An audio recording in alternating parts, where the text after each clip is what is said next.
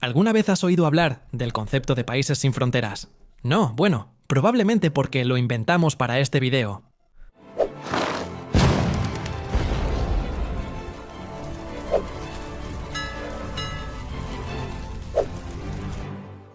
El término países sin fronteras describe entidades con características de estados-nación, como gobierno, soberanía, participación diplomática y emisión de pasaportes, pero carecen de control sobre una jurisdicción territorial definida y continua.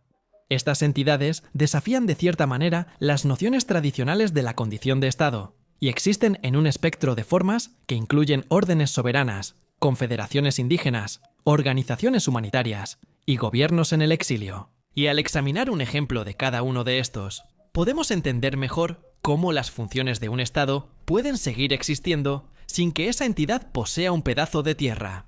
Primero, revisemos las órdenes soberanas. Usaremos como ejemplo la Orden Militar Soberana de Malta. Hice un video sobre la Orden de Malta y estuve en contacto con ellos. Proporcionaron información y mapas interesantes, así que revísalo si te interesa. La Orden Militar Soberana de Malta, fundada en Jerusalén en 1048, surgió como organización monástica para atender a peregrinos cristianos.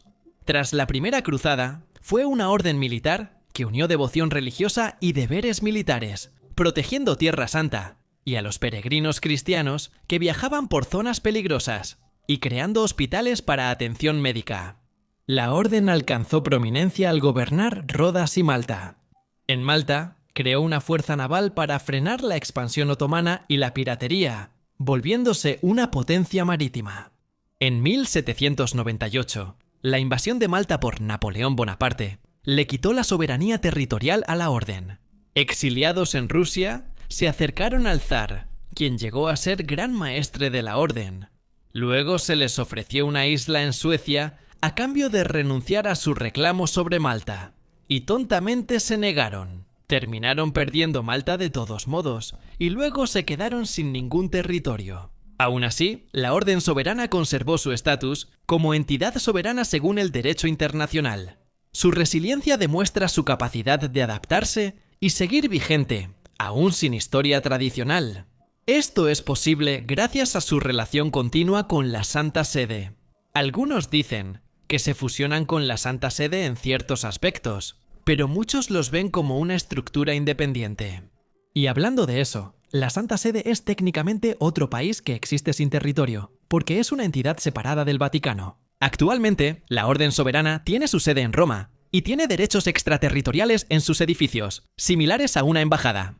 Su gobierno cuenta con un gran maestre, un consejo soberano y una constitución que define su misión humanitaria. Brindan atención médica, auxilio en desastres y apoyo a poblaciones marginadas mediante una red global de asociaciones, voluntarios y profesionales. Tienen relaciones diplomáticas con más de 100 países y estatus de observador permanente en la ONU. Expiden pasaportes a sus miembros, producen moneda, sellos y placas, mostrando atributos de un estado. Sin embargo, no cuentan con una frecuencia de radio oficialmente asignada al gobierno. Es impresionante que así sea, considerando todo lo que tienen, aunque no tienen territorio. Pasando a las entidades indígenas, creo que un buen ejemplo para entenderlas es la Confederación Haudenosaunee, también conocida como la Confederación Iroquesa. Tienen un sofisticado modelo de gobierno que existe desde antes de la llegada de los europeos a Norteamérica. Fundada entre los siglos XII y XV, la confederación incluía a los Mohawk, Oneida, Onondaga, Cayuga y Seneca. Luego se sumó la Tuscarora. La confederación se basa en la Gran Ley de la Paz, una constitución oral que promueve decisiones por consenso, equilibrio y armonía. El sistema Haudenosaunee influyó en los ideales democráticos de Estados Unidos.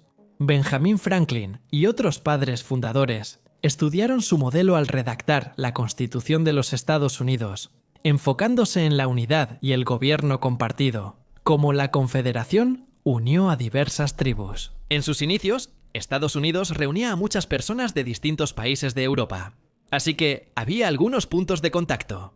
La colonización y expansión europea desplazó a muchas comunidades Haudenosaunee, causando la pérdida de sus tierras tradicionales. A pesar de esto, persistieron, adaptaron su gobierno y mantuvieron sus prácticas culturales.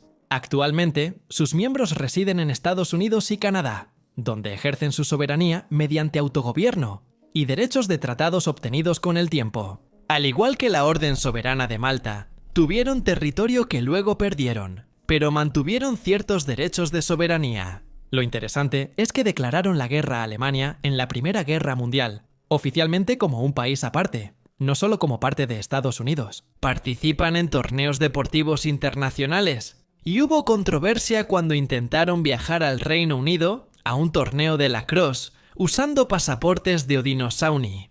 Defienden derechos indígenas y el medio ambiente.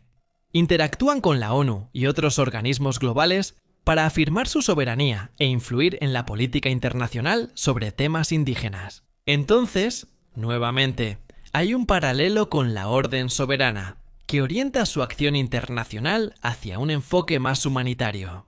Ahora pasamos a una tercera categoría: las organizaciones internacionales. Un buen ejemplo es la Cruz Roja. La Cruz Roja Internacional fue fundada en 1863 por el filántropo suizo Henry Dunant. La bandera de la Cruz Roja es el inverso de la bandera suiza, posiblemente por el origen suizo de la organización.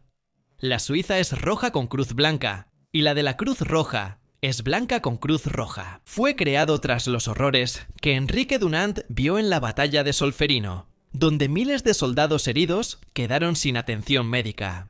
Esto originó los Convenios de Ginebra, fundamentales en el derecho internacional humanitario durante la guerra.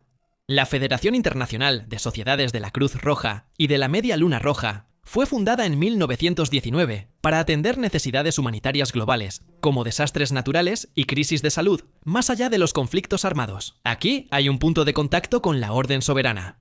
De alguna manera, trabajan en las mismas áreas. El CICR se enfoca en zonas de conflicto. Facilitan atención médica, facilitan intercambios de prisioneros y procuran hacer que se cumplan los Convenios de Ginebra. De manera similar a Suiza, tiene un estatus de neutralidad permanente, así que siempre ayudan a ambos lados de un conflicto si hay un conflicto ocurriendo. Y por eso terminan relacionándose tanto con gobiernos, como con grupos armados, insurgentes, rebeldes, prácticamente con todo y con todos. Probablemente por eso les dieron un asiento de observador en la ONU. Aunque no emiten pasaportes como tal, pueden emitir documentos de viaje para refugiados y personas desplazadas o apátridas, que por carecer de documentos apropiados, no pueden regresar a su país de origen. Aunque no son un Estado, tienen un estatus especial en el derecho internacional y asumen responsabilidades típicas de un país. Para terminar, una tercera categoría de países sin fronteras son los gobiernos en el exilio. Supongo que, como los dos primeros, son entidades que perdieron su territorio, pero mantuvieron algunos derechos como nación soberana, pese a esa pérdida. La Administración Central Tibetana, conocida como el Gobierno Tibetano en el Exilio, es un ejemplo, ya que se estableció en 1959 tras la anexión china del Tíbet. Después de un levantamiento fallido contra el dominio chino, el 14º Dalai Lama y miles de tibetanos huyeron a la India, donde establecieron un gobierno en el exilio. Su estatus histórico es debatido. China sostiene que el Tíbet ha sido parte de su territorio desde el siglo XIII, aunque fue una región independiente la mayor parte de su historia. Fueron un estado cliente autónomo bajo la dinastía Qing, y luego un país independiente entre 1912 y 1950, cuando la República de China no pudo ejercer su control sobre la región. La CTA funciona como un gobierno democrático con Sikyung, presidente y parlamento electos. El Dalai Lama ha transferido gradualmente el poder a estas dos entidades para asegurar la continuidad del gobierno democrático tras su muerte. No está técnicamente reconocido como un estado soberano, pero tiene relaciones con gobiernos y organizaciones internacionales. Para promover el Tíbet y reforzar su deseo de regresar y gobernar el territorio, emiten un documento tipo pasaporte llamado Libro Verde para Tibetanos Exiliados y tienen una constitución aprobada en 1963. En India, la mayoría de los tibetanos son refugiados permanentes, no ciudadanos indios, lo que muestra que se les considera un pueblo aparte. Muchos tibetanos primero se mudaron a la India y después migraron a países occidentales. Y aunque esto hace que sea un poco más difícil para un gobierno en el exilio gobernar una diáspora tan dispersa, también les ayuda al expandir su red y poder ejercer influencia en más de un país. Existen escaños reservados en el Parlamento del Gobierno, en el exilio para tibetanos de todo el mundo, convirtiéndolo en un gobierno verdaderamente internacional en el exilio. Muchas gracias por ver este video. Gracias especialmente a mis patrocinadores por apoyarme directamente. Si quieres acceder a contenido exclusivo, ayudar al canal y obtener acceso anticipado a los videos, ver material detrás de cámaras y muchas otras cosas, asegúrate de apoyarnos ahí también. Gracias de nuevo por ver. Nos vemos la próxima para más cultura general.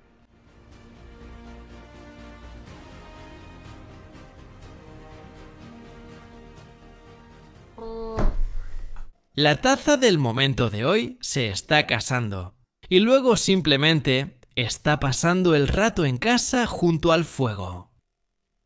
Hoy la taza está vacía, ni siquiera la estoy usando, solo la saqué de la cocina para enseñársela.